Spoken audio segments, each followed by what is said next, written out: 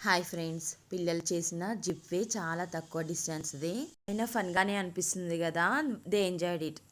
Rope activities కూడా fun and ఎంటర్టైన్మెంట్గా అనిపించినా కూడా దే ఆర్ రియల్ ఛాలెంజెస్ అనిపించింది.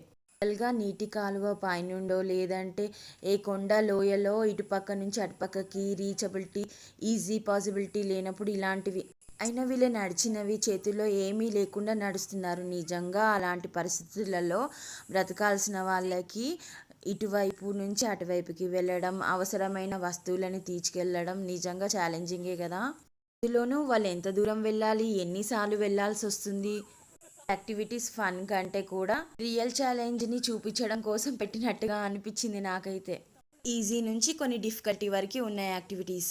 ఈ యాక్టివిటీస్ అన్నీ చార్జబుల్ అయినా కూడా మాల్లో ఎంటర్టైన్మెంట్ కంటే మచ్ బెటర్ అనిపించింది. అయినా దేని ఎక్స్పీరియన్స్ దానిదే అనుకోండి.